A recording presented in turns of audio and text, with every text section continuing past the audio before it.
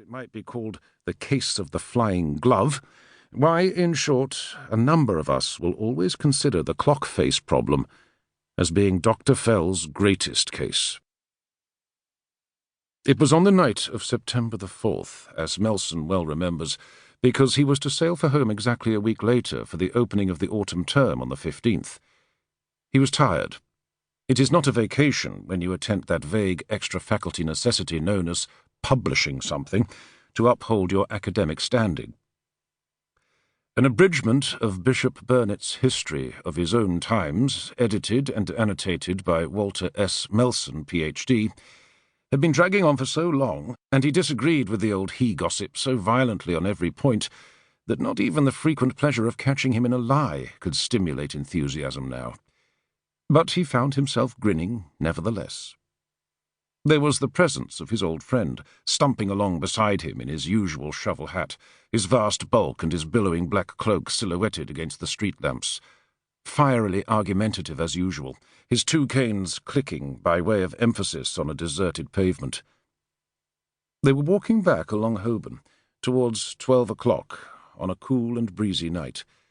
Bloomsbury being unexpectedly full, the best lodging Melson had been able to find was an uncomfortable bed-sitting room up 4 flights of stairs in Lincoln's Inn Fields. They were late in returning from the theatre. Dr. Fell, a slave to the charms of Miss Miriam Hopkins, had insisted on sitting through the picture twice.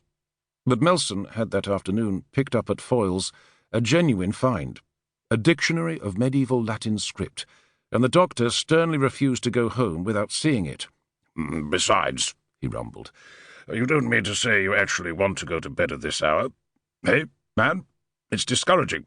If I were as young and spry as you—" "I'm 42, said Melson. "The man," said Dr. Fell fiercely, "the man past 30 who mentions his age at all is already beginning to sprout moss. I survey you." He blinked through his eyeglasses. "And what do you look like? You look like a sort of incurious Sherlock Holmes.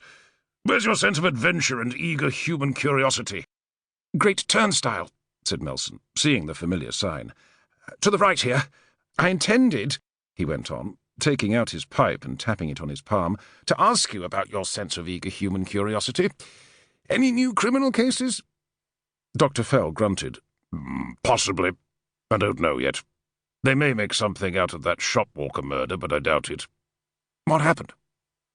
"Well, I had dinner with Hadley last night, but he didn't seem to know the details himself. Said he hadn't read the report.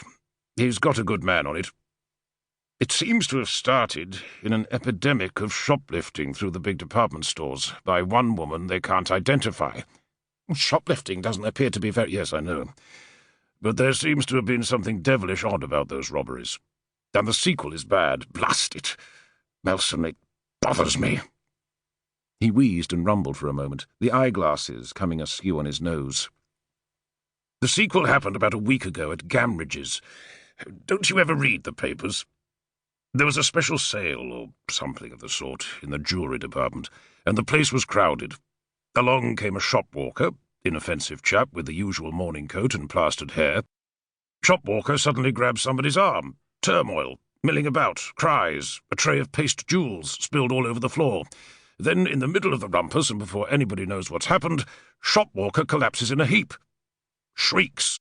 Somebody notices blood under him. They turn him over and discover his abdomen's been ripped wide with some sort of knife. He died not long afterwards." It was uncomfortably cool and damp in the narrow passage called Great Turnstile. Their footfalls echoed on the flagstones between rows of shuttered shops. Signs creaked uneasily, with a gleam or two where an anemic gas lamp caught their gilt lettering. Something in the bald recital, or the night noises stirring under the mutter of London, made Melson look over his shoulder. "Good Lord," he said. "Do you mean to tell me somebody committed murder just to avoid being nabbed for shoplifting?" "Yes. And in that manner, my boy." "I told you it was nasty. No clue, no description, nothing except that it was a woman. 5 dozen people must have seen her, and every description was different. She vanished. That's all. There's the worst of it, you see. Nothing to work on." "Was anything valuable taken?" "A watch. It was out of a tray."